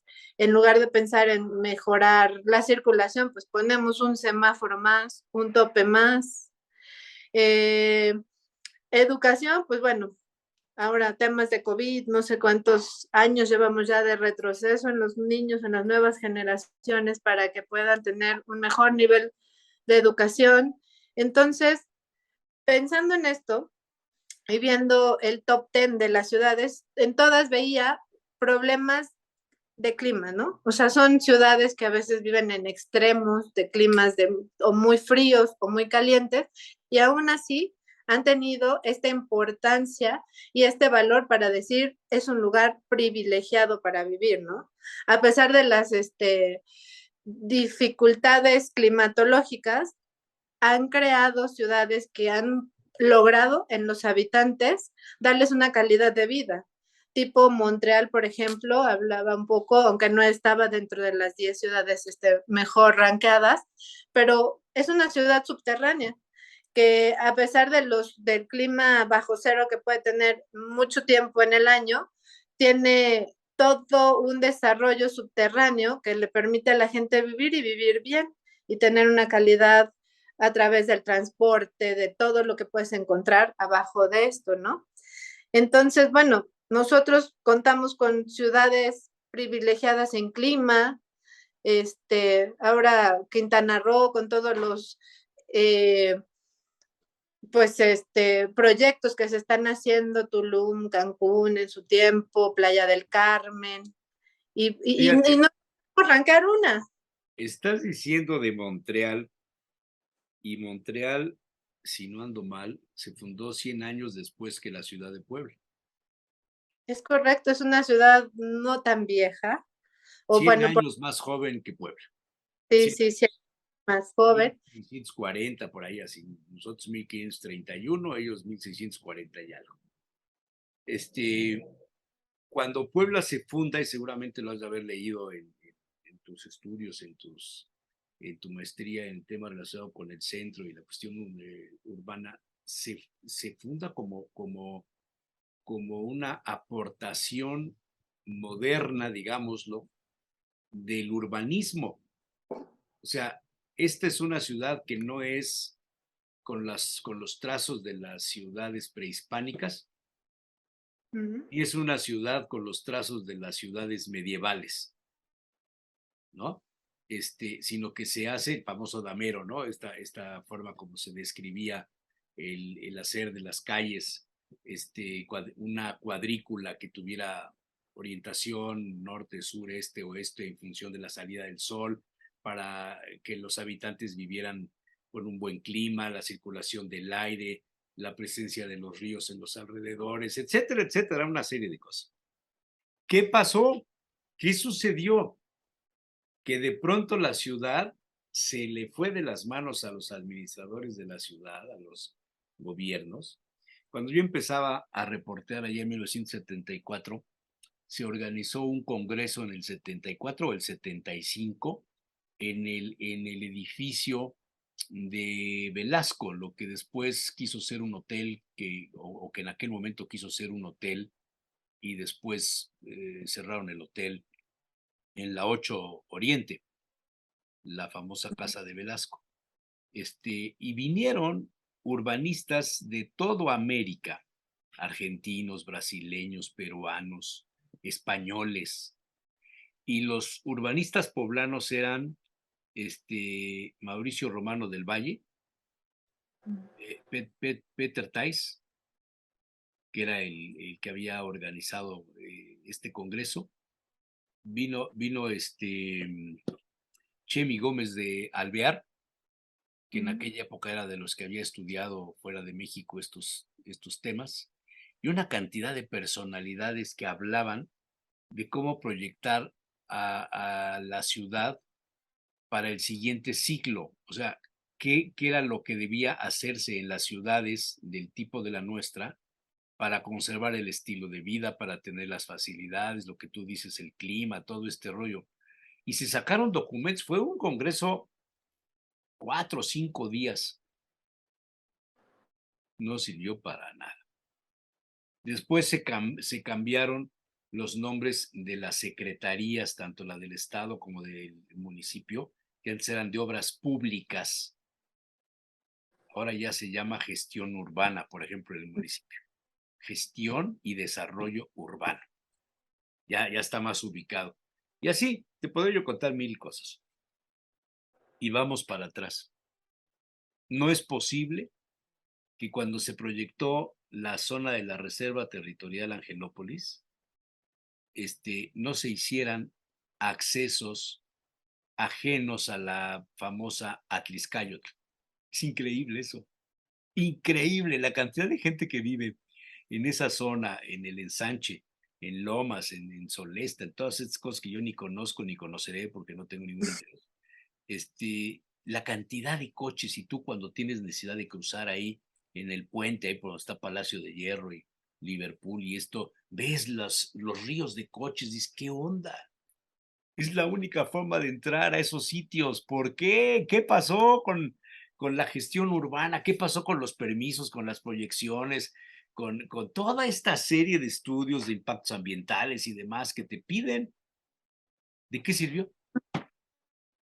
Pues sí tienes razón, de nada. Y es la zona de más cara o terreno, ¿qué onda, caray? O sea, vamos para atrás. Pues yo creo que existen como la intención, pero de intención no se puede seguir. Hay intención de que sí esté bien regulado. Hay una carta urbana que cada municipio tiene. Urbana, sí. Y debe de respetarse. ¿Qué sucede? Yo en algún tiempo trabajé en San Pedro Cholula y mi primer trabajo formal en el ayuntamiento era reformar y reestructurar la carta urbana. ¿Qué pasa? Que ha pasado años y el costo de hacer esos tipos de estudios es muy alto. Entonces, pues los ayuntamientos no se animan, no se avientan a realmente entrar de fondo y revisar que todos sus usos de suelo, sus coeficientes de ocupación estén claros, porque las cartas urbanas son de 80, 90, ¿no? Y todo este boom de crecimiento de la ciudad, pues ha absorbido la carta urbana. ¿Qué pasa? Que hoy por hoy, y por ejemplo, un ejemplo muy claro que me sucedió hace un par de semanas, también trabajo como consultora en proyectos de impactos ambientales y estoy trabajando uno en un municipio fuera de la ciudad de Puebla, en un fraccionamiento de 174 viviendas y todo iba bien, se hizo el estudio de impacto urbano, ambiental, y se dieron las reglas para poder trabajar y solventar los problemas o las efectos negativos que podría ocasionar si se pone este tipo de fraccionamientos. Se solventa todo esto y cuando se ingresa a la Secretaría de medio ambiente, ellos lo revisan, dicen, todo está perfecto, pero la carta urbana que tiene el ayuntamiento es obsoleta. O sea, lo que tú estás planteándote, ahí para nosotros, aunque el ayuntamiento lo haya autorizado, nuestra carta urbana actual en la secretaría dice que es uso agrícola y no podemos hacer nada hasta que el ayuntamiento haga un cambio de uso de suelo. Vas al ayuntamiento, les planteas la idea de poder resolver y mejorar su crecimiento. O sea, me queda muy claro que a lo mejor en esta administración la Secretaría sí se ha tomado muy en serio el trabajar y analizar cómo se están haciendo estos proyectos, porque aunque el ayuntamiento es autónomo para decidir qué sí y qué no construir en su territorio, la Secretaría está viendo que realmente se esté cumpliendo con lo que es en la Carta Urbana viene y no cuadra. Y bueno, es un municipio pequeño, pero hasta donde sé y entiendo, hay municipios como mucho más grandes, inclusive Puebla, San Andrés, que no han logrado estar al día con este tipo de documentos que para los que somos constructores, estamos afuera y queremos hacer algo, debe ser el principal la principal matriz para poder desarrollar un proyecto. Desde que tú compras un terreno y llegas y dices, bueno, aquí si la carta urbana dice que es de uso habitacional con cierta capacidad, pues que sí sea permitido, ¿no? Y que no porque tenga ciertas influencias o no, puedas cambiar el uso de suelo de eso. Y si realmente quieres que la ciudad vaya creciendo y vaya hacia adelante de una manera ordenada, pues sí debemos replantearnos la idea de qué estamos haciendo por tener al día todos los programas, los planes, inclusive este mapita que en sí se ven como colorcitos y a lo mejor alguien que no le entienda pues no te dice nada, pero es, digamos, la radiografía de las ciudades, ¿no? Oye, ¿quiénes son los que no respetan la Carta Urbana? ¿Las autoridades, los particulares, los que desarrollan zonas inmobiliarias, una mezcla de ellos? ¿Será la Pues, corrupción el enemigo del orden? pues yo creo que un poco y un poco, o sea, cuando tú ves la plusvalía de un terreno, pues lo que tú quieres es sacarle el máximo porcentaje de ganancia a tu inversión, ¿no? Entonces, a partir de eso, pues tú dices, bueno, a lo mejor en lugar de construir 10 casitas, que es lo que me permite el ayuntamiento, pues promueves o buscas que construir un edificio con, no sé, 10 departamentos más, o sea, en lugar de ganar por 10 casitas, vas a ganar por 20 departamentos. Entonces, al momento de que el constructor quiere saltarse un poco esa regla, pues entra en un ir y venir con el ayuntamiento y a veces entre que el ayuntamiento también no tiene muy claro la idea de qué hacer, pues se pueden permitir muchas cosas que a lo mejor no estarían acorde al crecimiento. Sin embargo, pues también hay que pensar que en la extensión territorial de la ciudad, pues ya estamos sobrepasados, o sea, debemos de replantearnos cómo crecer, a lo mejor ya no horizontal, sino verticalmente, pero pues todo eso debe de ir de la mano, tanto el constructor como el ayuntamiento debemos de estar siempre en el mismo sentido, ¿no? Sin ser, sin entrar en la corrupción, pero sí hacer las cosas bien. Y si el ayuntamiento dice, pues aquí es esto porque ya los servicios no nos dan, el agua no llega, las vialidades ya están sobrepasadas, pues entonces ser muy tajantes y no dar los permisos correspondientes a, ¿no? Hace unos años tuve una entrevista con un desarrollador de cementerios, de nichos para guardar cenizas de los difuntos. Y él es un argentino y se cuestionaba él, dice, ¿cómo es posible que México, con la cantidad de población que tiene y la carencia de cementerios ordenados bien, sigan autorizando predios para cementerios que van a quedar envueltos por la zona urbana? ya no te digo el Panteón Municipal y el Francés, ¿no? El Jardín y el Valle de Los Ángeles, pues se salvaba, pero ya también ya lo están rodeando. Y contaba la forma como pudieron solucionar esto en Argentina. Desarrollaron los cementerios verticales, edificios muy vistosos, con un gran diseño, con vidrieras, con elevadores, con escaleras eléctricas, qué sé yo, donde están los nichos, las capillas, los diferentes credos, puedes llevar a judíos, a musulmanes, etc. Bueno, creo que los judíos y los musulmanes tienen ciertos ritos que no permiten estar en un cementerio que no sea judío o no sea musulmán, creo, no tengo la certidumbre. Pero las demás religiones, hacia arriba. Y si te das cuenta, el nuevo desarrollo, lo que podríamos llamar el ensanche de la ciudad, del Angelópolis hacia Atlisco, todas son construcciones de edificios. Ese es Sí. el futuro de la ciudad. Hacia allá va la modernidad, lo que decíamos hace una semana de la repoblación, de esto del centro. Se infravalorará la plusvalía en el centro histórico. Es más caro un metro cuadrado en la zona comercial más exitosa o de vivienda más cara en La Vista o en Lomas, no sé, la zona que la 5 de Mayo y la 2 Oriente Poniente, que quizás sea la esquina más de más peso comercial. Pues sí, seguro que, sabes, también para mí, el boom inmobiliario que tuvo esta zona del ensanche, como lo platicas, ha sido enorme. O sea, para mí fue una burbuja inmobiliaria. Había precios antes de la pandemia de metros cuadrados de terreno en esas zonas que eran irreales.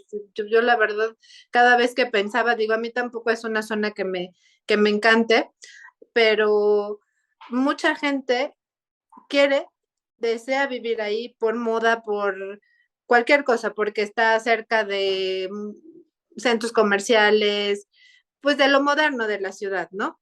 Entonces, yo creo que sí, se ha dado precios mucho más altos que en las zonas del centro, en la esquina, por ejemplo, que comentas de la 5 de Mayo y la 2, seguramente. Y me parece que debía ser o será de las más caras, ¿no?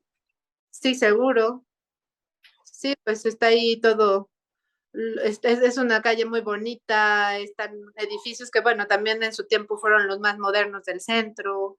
Entonces, sí, es una zona comercial. Mira, es un buen ejemplo. Tienes ahí el edificio Hayes, donde está Google, Vulgo.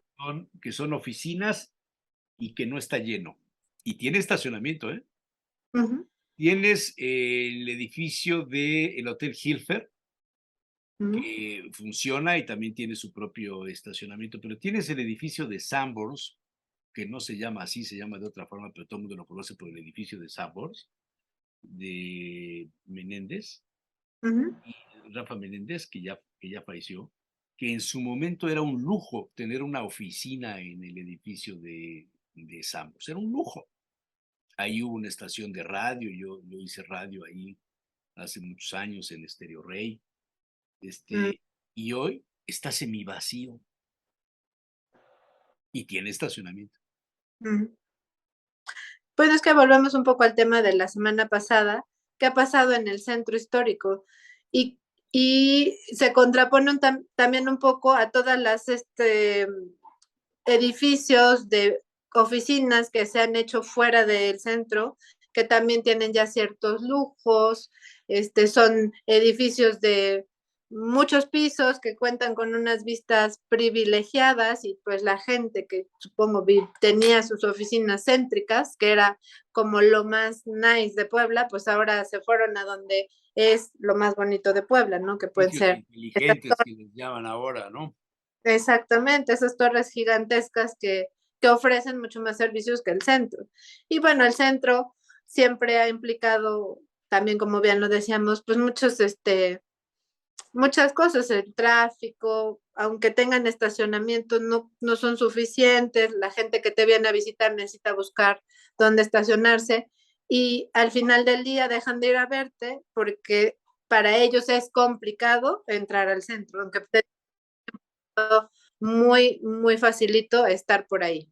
Oye, pero todo esto serán los factores que se vayan calificando por quienes deciden hacer el listado de las ciudades, las mejores ciudades para vivir. Sí, Y claro. no sé qué otras. En Australia nunca he estado. El hijo de un amigo mío muy querido vive allá. Se fue a estudiar hace 20 años y ya no regresa. Ya es ciudadano de la corona, del Commonwealth. Dice Hay que que jamás ver regresará. por qué está Pero tan interesante Australia. son ciudades muy modernas, ¿Mm? con extensiones muy amplias, con mucha seguridad, con todas las amenidades que te puedas imaginar del mundo moderno. Pero ¿qué otras ciudades están enlistadas en las que tienen mejor calidad de vida? Estaba Copenhague. Copenhague es es- una ciudad muy antigua y no es precisamente de la ultramodernidad. Tiene un centro histórico, tiene un mm, casco histórico interesante, tiene una vida marina porque está cerca del río y del mar. Su clima no es favorable, pero tiene una democracia y un sistema político de ejemplar en el mundo, ¿eh? mm. Singapur, Bueno, ahí sí es la ultramodernidad. sí, sí, sí. Vancouver. Vancouver, Y, quizá una de las ciudades con mejor proporción de vegetación y mancha urbana, junto con ujú, Montreal igual. sí, pero mira, ¿qué pasa o cuál es, bueno, para mí el factor primordial, cuál es su población? Son ciudades con poca población, no son ciudades tan grandes. Entonces, no sé si el control, el crecimiento, este, ha ayudado a que también la ciudad crezca moderadamente, estandarizadamente y que realmente los proyectos que se han propuesto los han llevado a la práctica correctamente. Si bien decías, Montreal, pues digamos, no es una ciudad que creció a la par que Puebla, o pues decimos decir que no son, si no son contemporáneas, tienen cierta, se Tienen pueden un llegar, siglo de diferencia. ajá. ¿Qué diferencia tenemos? Porque ellos sí han logrado y nosotros no, siendo que nosotros teníamos un mejor, una mejor estructura de inicio a la que ellos podían ofrecer, ¿no? Un mejor clima, una mejor ubicación, mayor impulso, en fin, muchas cosas que no hemos sabido entender y no lo hemos trasladado al crecimiento de la ciudad de Puebla. ¿Será Entonces, eso? Que no pues hemos, yo, que no lo hemos entendido porque, mira, con tantas universidades que hay en esta ciudad y en la zona conurbada, en la zona metropolitana, ¿por qué los universitarios no inciden en las decisiones de las políticas públicas, de los planes de desarrollo, de todo esto? Te pongo un ejemplo. En la UAP hay una escuela de una facultad de urbanismo, de sí, imagen urbana, yo estudié ahí, diseño urbano ambiental se llama. diseño urbano ambiental. Mm. ¿Cuántos de los que salieron de ahí han ocupado cargos de dirección en los gobiernos municipales o en el estatal para incidir en las decisiones que se tomen conforme a lo aprendido en la academia? ¿Tienes idea? La verdad, muy pocos, digo, yo fui como la tercera generación y de los compañeros que conozco de generaciones arriba abajo, sí sé de algunos que están trabajando, pero no todos, bueno, en Puebla yo creo que han de ser unos 3, 4, el resto ha emigrado como a sus, a sus ayuntamientos, a sus municipios y han trabajado un poco ahí. Muchos otros han salido y han hecho más tipo consultorías, pero Pero ¿te no, imaginas que una persona, un egresado de la UAP con las calificaciones, con la academia de gestión urbana, de ambiental, de todo esto que estudiaste tú, fuera la secretaria de Desarrollo Urbano del Estado? o de gestión urbana de algún ayuntamiento importante. O sea, todo lo que aprendiste, aplicarlo a la realidad. Claro, es que sería maravilloso. Siempre he dicho, cuando veo que van a hacer algo en su tiempo, cuando estaban los cruceros estos inteligentes, que yo de inteligente no veía nada, decía, en realidad pensó esto un diseñador urbano, un urbanista, o quién lo hizo, porque para mí no me quedaba claro el sentido de poner ese crucero inteligente, que más bien confundía. Era un ingeniero dueño de una empresa de Chihuahua, el que, el que hizo los cruceros inteligentes, que también hizo, entre otras cosas, la reconstrucción del edificio del IMSS que van a tener que tirar finalmente, ¿cómo? ¿El de San Alejandro? El de No. San Alejandro. Ese y su empresa son los autores de los cruceros inteligentes. Pues bueno, ya muchos los quitaron, otros continúan, pero de verdad de inteligentes les veo muy poco. Entonces, sí, sí es interesante lo que comentas. De hecho, la Secretaría de Desarrollo, bueno, que es de Gestión y Desarrollo Urbano, en realidad ellos ven toda la tramitología, o sea, los permisos, cómo va creciendo la ciudad, etcétera, pero más bien los permisos que tú necesitas para hacer cierto tipo de construcciones. Y el INPLAN es otra instancia que ve y desarrolla proyectos para la ciudad. Eso es, creo que, un punto fundamental, o sea, que si realmente el INPLAN empieza a trabajar en proyectos seguros, reales, concisos, pues esto debe de caminar mejor. Otras ciudades, en Monterrey, me acuerdo hace como un par de años, por el 2004, me invitaron a un congreso en Durango y ya se hablaba mucho de los implanes, sobre todo en la zona norte, de estas instancias un poco autónomas, eh, que sí estaban muy ligadas a los ayuntamientos, pero tenían cierta libertad para decisiones y proyectos, y trabajaban muy bien, se hacían cosas muy interesantes. De ahí surgió un poco también lo de las ciudades, ¿cómo se llaman? Que ahora ya desapareció el programa. ¿Smart City? Smart City, pero no, era más bien las ciudades, se me fue el nombre, pero pueblos mágicos, pueblos mágicos de ahí. Bueno, O sea, pero esos son sitios así como muy localizados, no son ciudades, de hecho. exacto, son más, bueno, pueblos Más mágicos. para conservar, digamos, el patrimonio vernáculo. Sí, aunque también, por ejemplo, San Pedro, San Andrés, que ya son más ciudades que pueblos, se instauraron en este tipo de proyectos de pueblos mágicos por la riqueza cultural que tenían.